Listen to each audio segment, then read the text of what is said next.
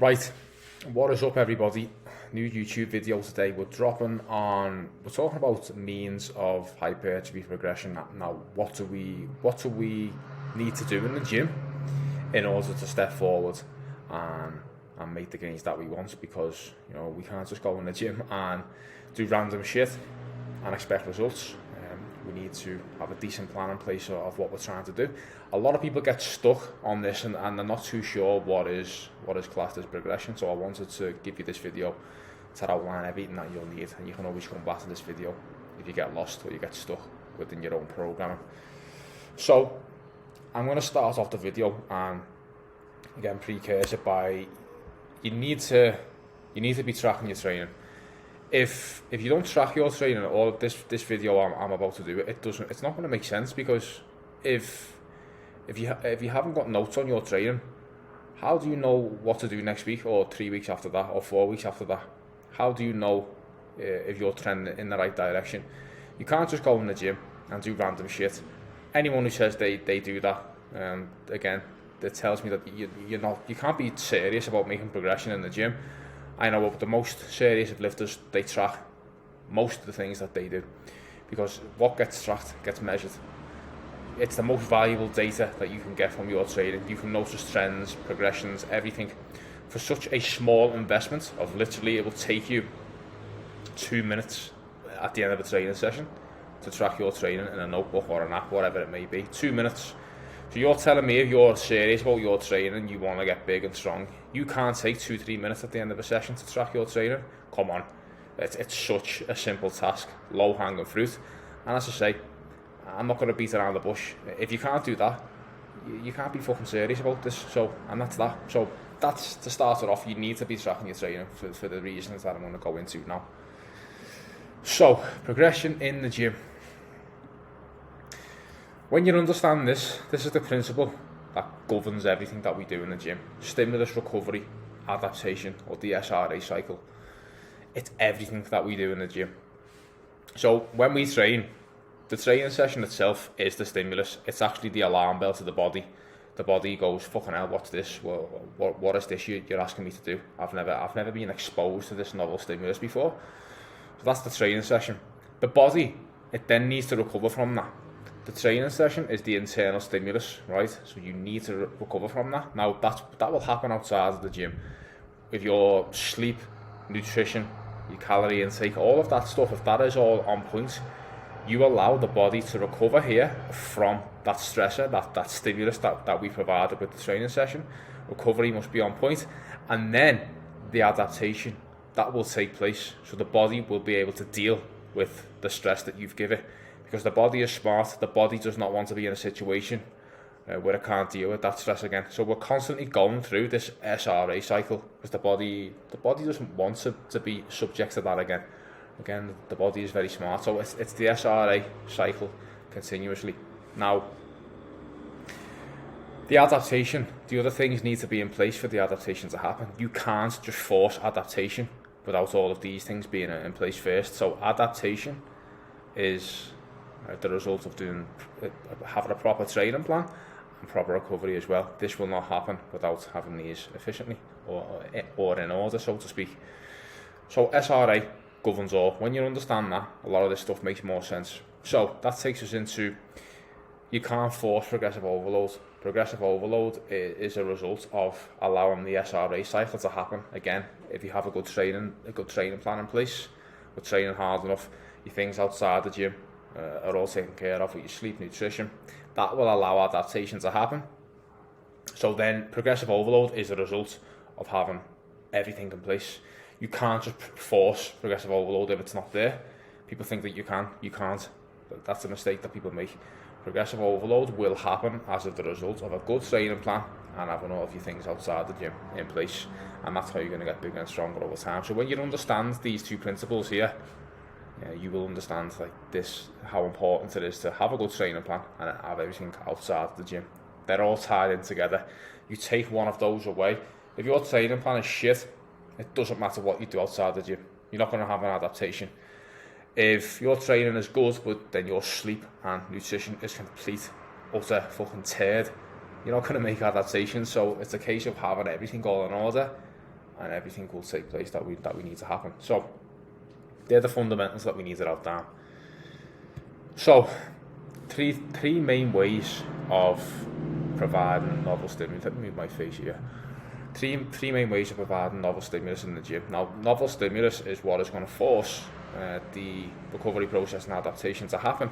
Without novel stimulus, if we just come in and we keep lifting the exact same weight for the same reps for like 10 weeks, 12 weeks straight, and the same internal stimulus, it's exactly the same, nothing changes there. How are we ever going to spark the stimulus or the alarm bells of the body to adapt from that? We can't. So again, we need to be trending in the right direction. So there's three main ways that we can do that. Number one, more load on a lift. That's where the small change plates will come in. An extra rep with the same weight, or moving the same load with the same reps with better technique execution for a couple of weeks. Now I'm going to get into each one of these. Now this is the most important part. This is where you're going to want to take note of this. This is important. These next couple of slides. So more load on a lift. I know it sounds obvious. You're probably thinking, fucking hell, why is he telling me this? It's super simple. A lot of this training stuff is simple, but people get confused. So more load on a lift. Now that can be as small as 1.25 kilo, 2.5 kilo. The small change plates, you know the importance of them. I always tell people you need to have them in your gym bag if your gym does not have them. The micro plates, you can go and get some off Amazon for, let's say, about £20, $25, wherever you are. Get them, have them in your gym bag. You've always got these small plates. So more load with standardized technique. You do not, I repeat, you do not use shy technique to move more weight on the machine or the barbell. That makes no sense. We want to provide a novel stimulus, so the novel internal stimulus to the muscles to spark adaptation. Doing that with awful or bullshit cheaty reps, it doesn't do that at all. You actually bring down the internal stimulus on the muscle by doing that. We need to progress with standardized technique. That is key. So an example, pretty obvious, week 1, hack squat 150 kilo for 8 reps, and then the following week 152.5 kilo for 8 reps with the exact same technique. This will provide the stimulus for the body to come back, recover, and make adaptation will occur because of this. Okay, now see the way we don't jump up 10 kilo. No one's going to be able to jump up 10 kilo from week to week. You're trying to make the smallest jump that you possibly can from week to week to spark adaptation. You're not going to be adding 5-10 kilos to a lift every week. It just won't happen. So that's an example of the first means of progression. Second one, an extra rep with the same weight. Again, extra rep during a set with standardized technique. We do not use shit technique again to crank out another rep. Again, we want to provide the novel internal stimulus to the muscle to spark adaptation. Doing that with shit technique, if we start using extra momentum to get the extra rep, we're wasting our time. So example, hack squat, 150 kilo for 8, and then the next week we get 150 kilo for 9. Super simple stuff here. This is not like groundbreaking stuff, but all of this stuff added up over a 20-24 week training cycle. You can see that this is how we get bigger. So that's number 2. Third one, the most underrated out of all the means of progression that people will turn their nose up at, and it's very, very stupid. Especially as you become more advanced and you get bigger and stronger, you are not going to be able to add load or add reps to a lift every week. It will not happen. Maybe in your first couple of years of training or your very beginner noob stages, you can do that.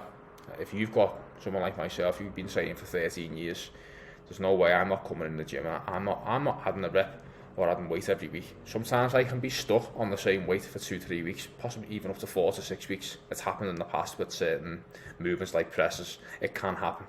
It is part of the game. So moving the same loads for the same reps but with better execution. Now, you could be stuck on the same weight for 3 or 4 weeks, as I say, but each week you do that, you're moving it better. So you're providing a greater internal stimulus, a greater novel stimulus each week with the body, even though you're using the same load and you're using the same reps. Now, what do I mean by better technique?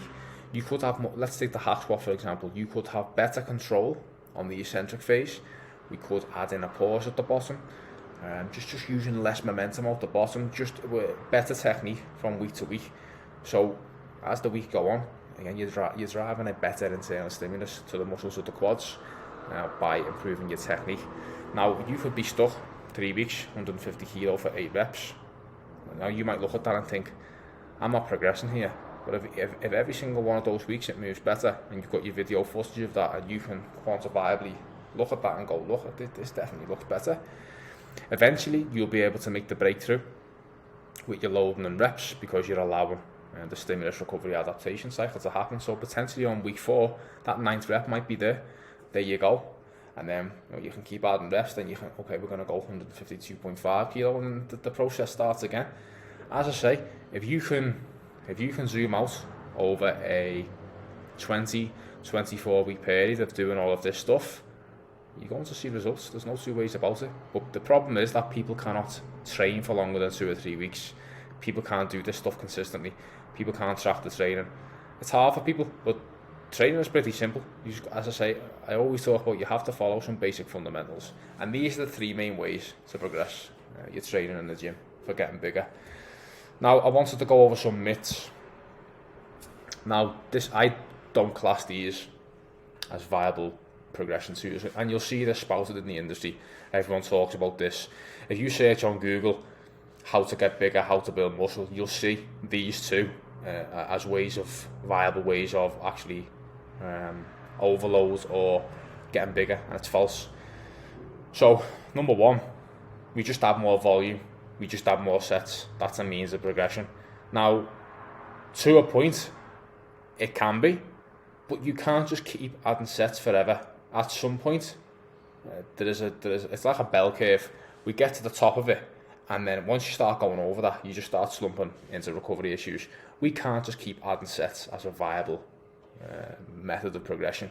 Otherwise, we'd end up at 50, 60, 70 sets per week for a muscle group.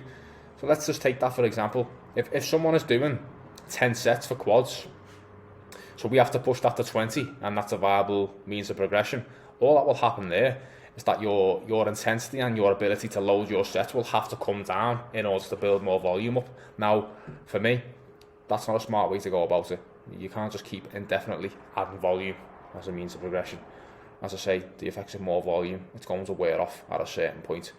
You're going to be better off making sure that, again, your exercise selection, you have good intensity, good technique, all of that stuff is on point, and you train at a good amount of volume for you, enough for you to step forward and keep having the stimulus recovery adaptation cycle, having that occur.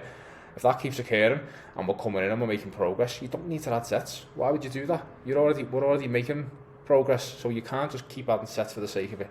It's never made sense to me. So that's number 1. It's not a viable method of progression. You're going to be better with the other 3 I've just mentioned. And then number 2, again, this is probably the most stupidest one that's out there, is that rest and less between sets is a means of hypertrophy progression. No, it fucking isn't. It's complete bollocks, because if we are more recovered in between a set, so let's say we're recovered after 2 minutes instead of 3, so what? So all that means is that we can then end up doing more volume or finish the session a little bit faster. Doesn't make sense to me.